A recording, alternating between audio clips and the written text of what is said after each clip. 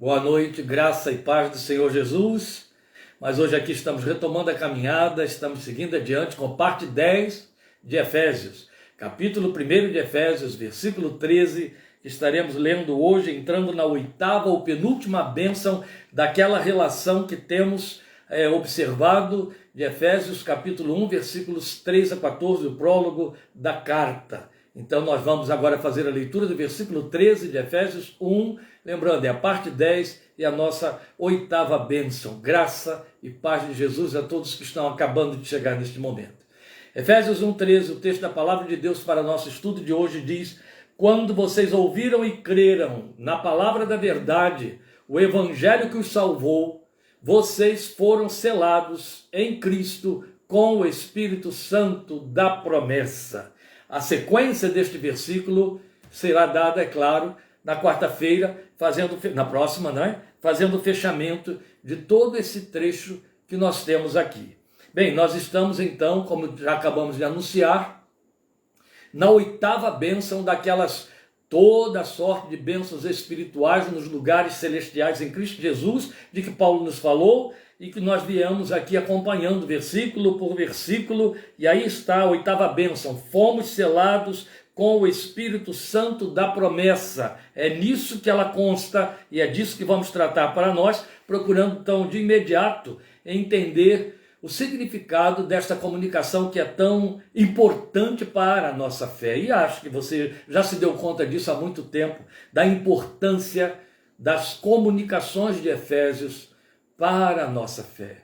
Eu louvo a Deus porque os que têm acompanhado têm evidenciado crescimento, discernimento, capacidade de entender as coisas de Deus, avançar na fé, não se deixar levar mais à volta por qualquer vento de doutrina, não é? Então, de imediato, nós precisamos assinalar que entramos na esfera da aplicação de todo o trabalho da Trindade. Aqui estamos no fechamento, a aplicação. Você vai lembrar bem, fazendo aqui uma recapitulação muito em passando, nós tivemos nos versículos 3 a 6 a obra do Pai, onde todo o plano da nossa redenção está centralizado. Então, a obra do Pai, de versículos 3 a 6, a primeira pessoa da Trindade. Depois tivemos a realização, o eixo, o centro, a pessoa de Cristo. Aí a partir do versículo 7 até o versículo 12, que vimos da última vez que estivemos abordando aqui o nosso texto.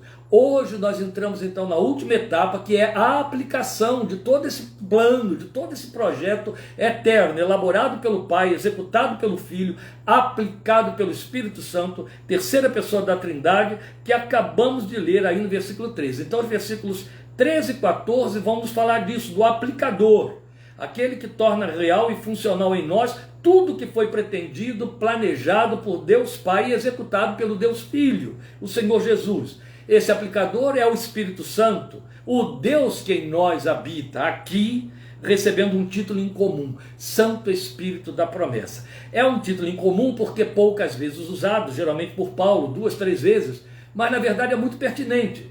Porque quando Paulo diz que ele é o Santo Espírito da promessa, ou o Espírito Santo da promessa, que na verdade significa o Espírito Santo prometido, está dizendo exatamente isso, o Espírito Santo prometido, tal como podemos ver no Evangelho de João capítulo 16.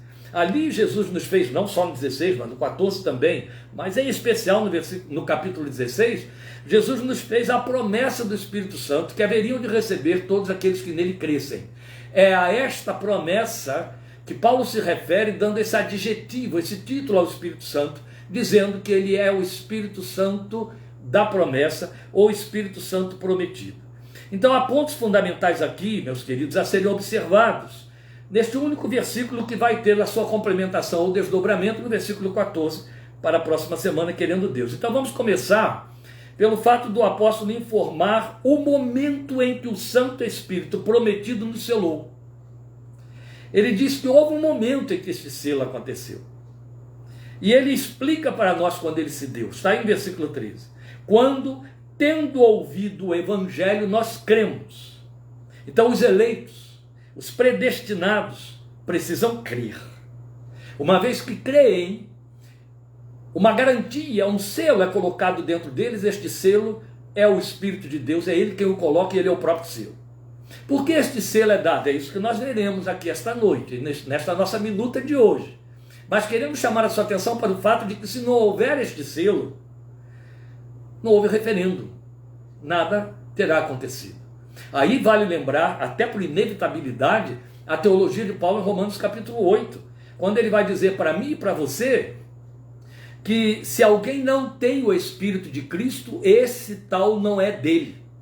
E que todos os que são guiados pelo Espírito de Deus, estes são filhos de Deus. No mesmo capítulo 8, acabei de citar 2 versículos do capítulo 8 de Romanos, ele vai nos dizer que o Espírito de Deus, este que nos selou, testifica com o nosso espírito de que somos filhos de Deus. Então esses 3 versículos a respeito do Espírito Santo, no capítulo 8 de Romanos, que se conhece como capítulo do Espírito Santo em Romanos, eles mostram para nós como há uma imprescindível e inadiável e inegociável necessidade de que o Espírito Santo, a partir do momento em que cremos, entre e nos cele. Em Coríntios, Paulo vai dizer que esse Espírito nos batiza no corpo de Cristo, nos torna igreja.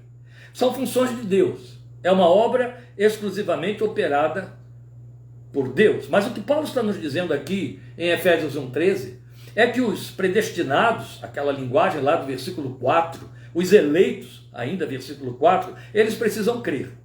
E isto se constitui num ponto nevrálgico que confunde os apologistas da doutrina da eleição. Por quê? Aí vale lembrar aqui uma citação que Warren Webster faz de D.L. Moody, um dos maiores ou maior evangelista americano do século XIX, um grande evangelista.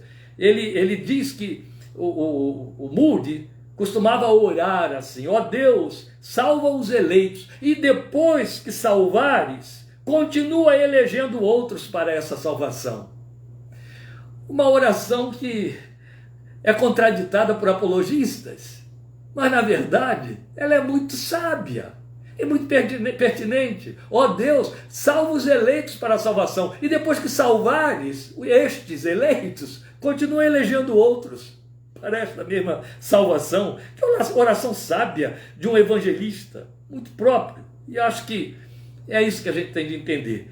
Como importa crer? E aí diz o profeta: como crerão se não há quem pregue?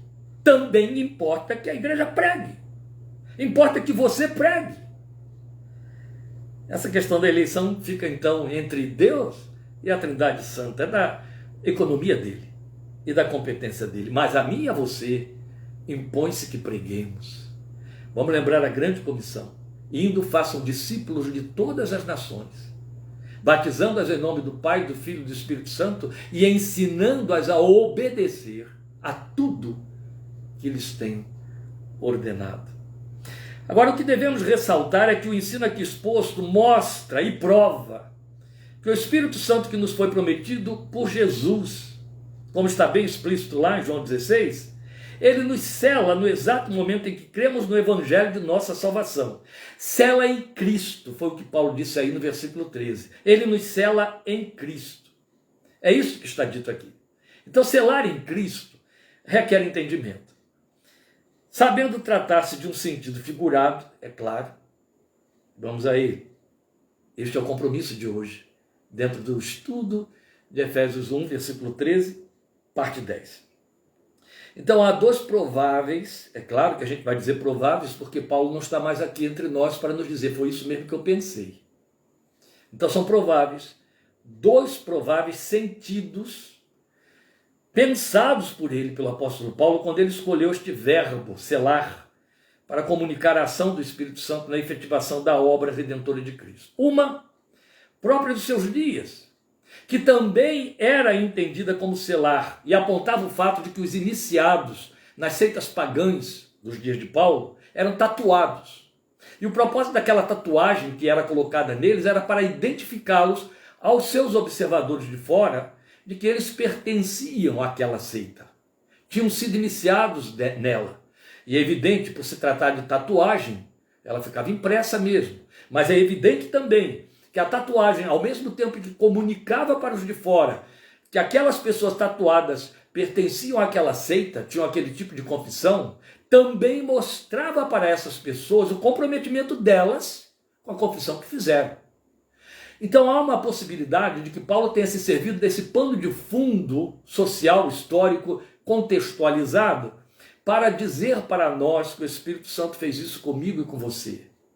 Sendo que este selar aí se torna constitui-se em uma categoria totalmente diferenciada, mas tendo a mesma comunicabilidade. Você tem de entender, e temos de entender todos nós, que Paulo era muito vivaz na forma dele comunicar o Evangelho. Ele se servia de figuras de linguagem e de uma linguagem bem atualizada para que o Evangelho pudesse ser absorvido e compreendido. Vamos lembrar, estamos falando de um mundo pagão, minha gente.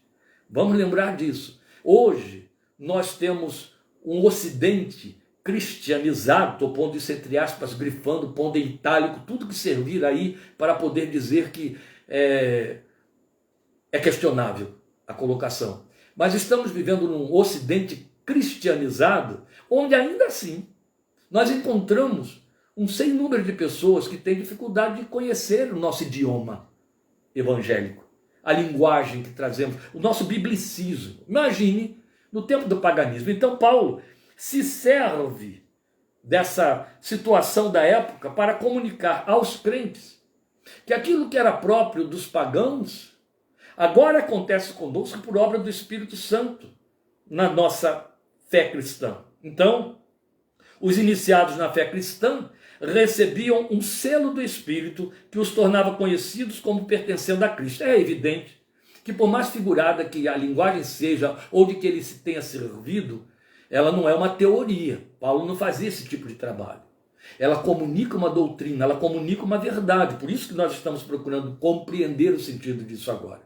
Então, inevitavelmente, ele estaria apontando comportamento, nova maneira de viver. É muito provável que entre os seus discípulos e leitores houvesse pessoas que ou tinham recebido tatuagem em seitas pagãs anteriores, ou conviviam com parentes, amigos, pessoas próximas que eram tatuadas. E aí o que ele estava dizendo a essas pessoas? Eles têm uma tatuagem que comunica a você a quem eles pertencem. Você também tem. É o selo que o Espírito Santo colocou dentro de você. Então há um comportamento em você, já que este selo é invisível. E isso aqui é importante salientar aqui, porque a tatuagem era visível, mas o nosso selo é invisível.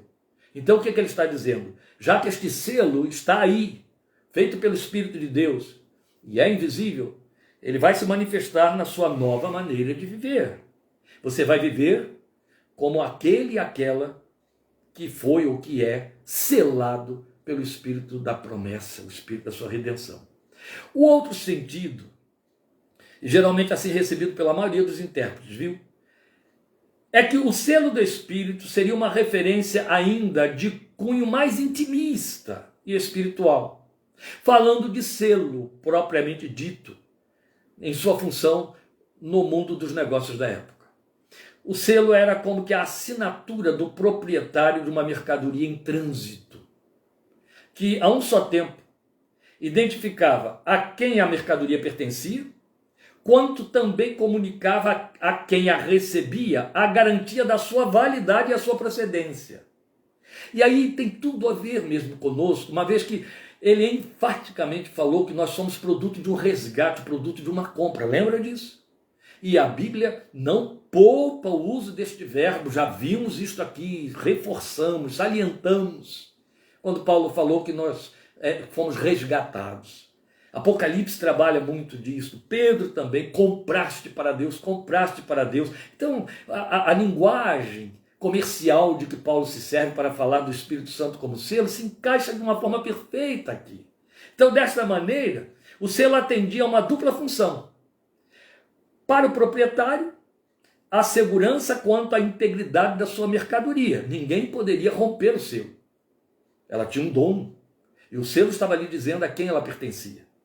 E quanto a quem recebia, a inviolabilidade da peça por conta dos direitos do proprietário. Percebe como que isso pertence a mim e a você? Percebe como Deus se garante? E como o selo de que ele se serviu, ou melhor, a quem ele usou para nos selar, foi o Espírito dele que passou a morar, habitar dentro de nós. Olha como a sabedoria que o próprio Espírito, com que o próprio Espírito inspirou Paulo, nos alcança nesta linguagem. Agora, no que tange a nós, o selo vai ampliar seu significado, ele vai reunir as duas alegorias, as marcas de Cristo, como iniciados nele, e a segurança de sermos assumidos por aquele a quem passamos a pertencer. O Webster, esse comentarista que eu tenho citado aqui algumas vezes, ele chama atenção ainda para outro sentido que é muito pertinente, o de transação concluída. E eu gosto demais desta colocação. Ela não é mérito de Webster, ele não a criou, ela transcende aí, ela nos acompanha ao longo das centenas de anos de confissão evangélica. Mas, na verdade, é muito pertinente, vale a pena pensar nisso aí. Quando ele fala que o selo vai significar que uma transação foi concluída. Porque o selo era o referêndum posto sobre um contrato para afirmar a consumação de uma transação comercial. E aqui desponta a beleza da inspiração do apóstolo Paulo em mostrar que a ação do Espírito é o ato consumador do processo que começou nos dias da eternidade, como a gente vem acompanhando desde o versículo 4. Não é bonito? Ele vai chegar agora aqui no versículo 13 para mostrar, bem, tudo aquilo que foi engendrado, que foi consecutado pelo Filho, o Espírito agora consuma. E ele dá o veredito final e ele diz, pertence ao Deus eterno. Lindo, não é? É o selo, mas ainda precisamos pensar na significação deste selo com mais propriedade. Veja, na verdade, o que Paulo está dizendo aqui para nós, é que a ação do Espírito Santo vem a ser esse ato consumador, né, daquele processo dos dias da eternidade, que encontrou suas vias de realização em nossa história, nos eventos da cruz. E aí se consumou no momento de nossa confissão de fé sobre todo o plano realizado através de Cristo. Essa é a beleza, mas também é importante ressaltar que este ensino aponta o selo como tendo sido dado a nós em Cristo. Foi o que Paulo disse aí. Selados em Cristo pelo Espírito Santo da promessa.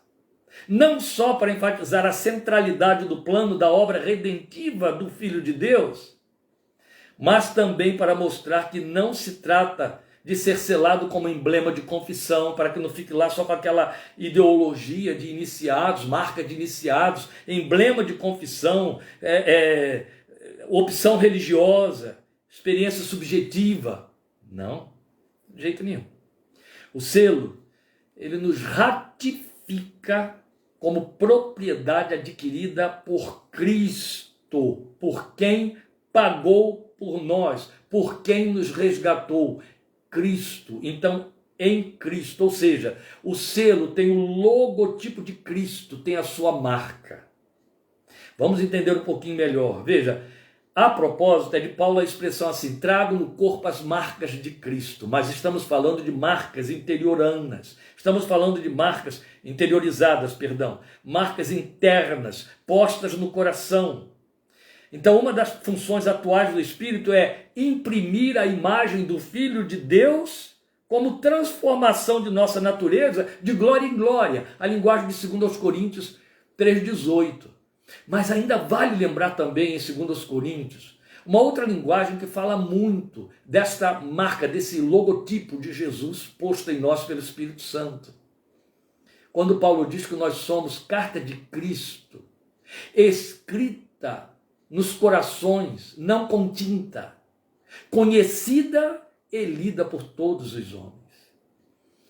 Evidente que, ao longo de dezenas de anos de ministério pastoral e também itinerante, não me faltou oportunidade de pregar nesse texto, de pregar nessa alegoria toda de que Paulo se serve em Coríntios, de escrever sobre este assunto, já escrevi bastante sobre isso, porque ele me fascina.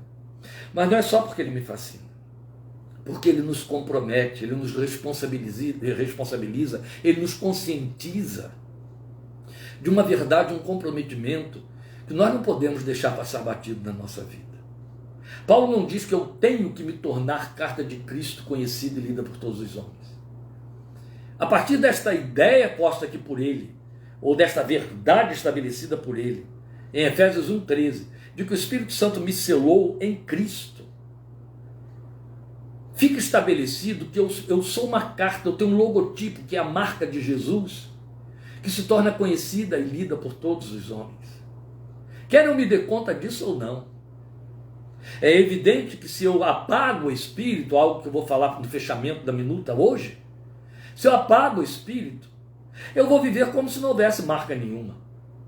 Eu vou viver como Pedro intentou para salvar a pele no momento em que uma empregada estava lá no meio de um grupo e disse: este aí também era um dos seguidores do Galileu. E ele então, praguejando, disse: não conheço tal homem. Mas ela disse: mas a tua fala te condena. Quando a gente chega a esse nível de envolvimento com o reino de Deus, com a palavra de Deus, quando ela permeia todo o nosso ser, nossa forma de pensar, nossa forma de ver a vida, quando políticas estabelecidas pelos homens, filosofias humanas, quando leis humanas, quando decretos, quando princípios morais deste século não ditam mais as normas para nós, não nos afetam mais, não nos influenciam, não nos cativam, por conta do fato de que estamos impregnados pela palavra de Deus, por conta do fato de que o reino de Deus e o seu princípio, o seu espírito é o princípio que nos move na vida, que nós respiramos, que nós inspiramos e expiramos, aí de fato estamos deixando que o mundo, que nos vê como carta escrita e conhecida por todos os homens, leia a mensagem escrita em nossos corações. Mas é um fato fatídico, é um fato catastrófico, que aqueles dentre nós que já apagaram há muito o Espírito Santo transpiram leis humanas, ideologias humanas.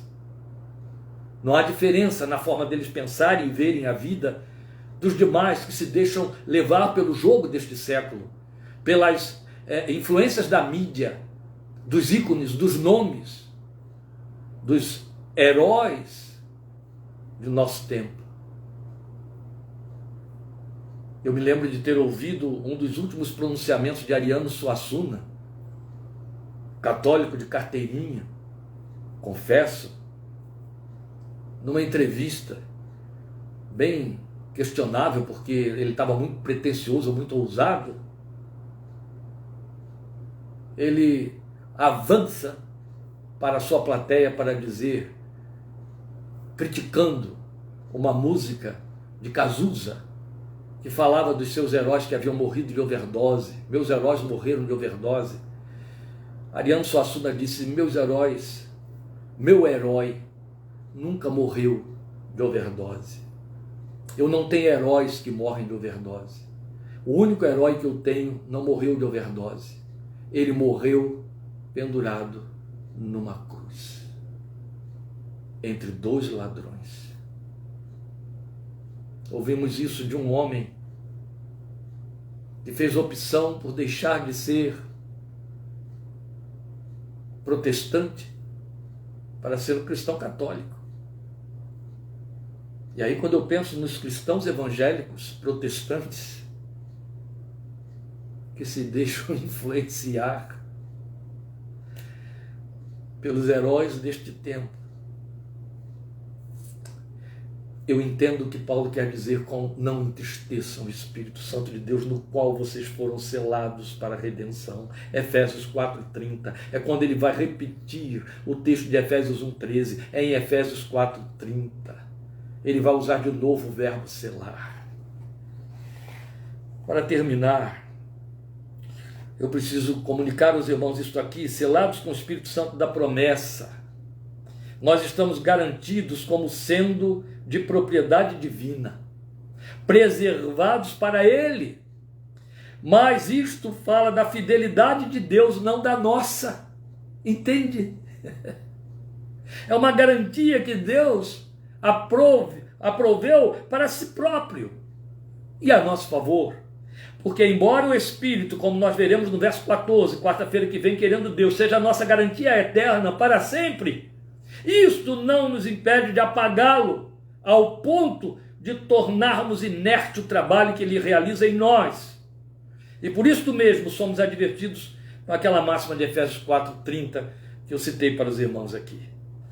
Então essa alusão de Paulo, ela ressalta o fato de que o selo, a marca referida, é o próprio Espírito. Entende? quando ele nos selou, ele entrou como sendo o próprio selo, aquele que habitando em mim, habitando em você, habitando em nós, testifica conosco e nos guia em direção à vontade de Deus. Amados irmãos, temam Efésios 4:30. Temam Efésios 4:30 como sendo uma advertência corriqueira e pertinente, de realização corriqueira e pertinente para a nossa tristeza também, não só do Espírito de Deus. A possibilidade de vivermos de forma contrária ao evangelho que confessamos e aí entristecermos o Espírito Santo é total. E o que viria a ser entristecer o Espírito Santo? O que resulta de entristecer o Espírito Santo? A perda de sensibilidade a ouvir sua voz, a perceber o seu toque, o seu dirigir. Lembra? As funções principais do Espírito de Deus. Testificar conosco que somos filhos, guiar-nos a toda a verdade, glorificar a Deus através das nossas vidas e guiar a nossa existência. Como podemos viver sem essa ação dinâmica do Espírito Santo? Só? Não. Encher-nos, transformar-nos na glória do Filho de Deus, meu Senhor. Ele é o Deus que está entre nós, Ele é o Deus comprometido conosco e que opera em nós. Não podemos entristecê-lo. Precisamos dele. Precisamos dele para todas as realizações da nossa vida. Não é para poder cantar bonitinho, pregar bonitinho ou orar bonitinho. Não é para realizações culticas, que chamamos de espirituais. Precisamos dele para existir, para viver como filhos de Deus, como homens e mulheres de Deus nesta geração. Necessitamos da dinâmica, do operar dinâmico do Espírito de Deus para não ficarmos apagados, anulados, sem glória, sem a imagem do Filho de Deus, sem um testemunho de autoridade espiritual. Precisamos do Espírito de Deus para vivermos vida santa no meio de uma geração que se corrompe, que se perverte, e por aí vai. E eu não preciso estar lembrando com detalhes estas coisas aos meus amados irmãos, porque somos crentes veteranos. E esta é uma linguagem que conhecemos muito bem, o que não impede de não observarmos. Mas devemos observar. Hoje consegui cumprir o nosso minuto em 30 minutos. Semana que vem, em nome de Jesus, fecharemos este ciclo das 9 bênçãos com o versículo 14, Efésios 1:14. Aí, a partir dali, estaremos estudando Efésios em blocos, não apenas de versículo em versículo. Você sabe bem, deixamos claro, que nós viemos de 3 a 14, versículo por versículo, estamos indo, que ainda temos quarta-feira o versículo 14, porque isso se impôs pela própria proposta do texto. Mas a partir daqui, a partir de Efésios 1:15, nós poderemos então trabalhar com temas que o texto traz para nós. Mas a riqueza que nos aguarda é de encher-nos de ansiedade. E isso é bom. Isso fala de fome e sede da palavra de Deus. Aí, inevitavelmente, eu tenho lembrado a palavra de Paulo aos Tessalonicenses. A palavra de Deus que está operando eficazmente em vós. Glória ao Senhor. Bendito seja o seu nome. Obrigado por sua companhia, por sua atenção, por esse desejo de continuar caminhando em Efésios, aprendendo da palavra do Senhor. Juntos domingo, 17h30, continuando aí no Evangelho de Lucas, querendo Deus, e na outra quarta-feira voltaremos com parte 11 do estudo de Efésios. Deus te abençoe, obrigado por sua companhia, o Senhor te abençoe, te dê uma noite de graça e paz na sua presença. Amém.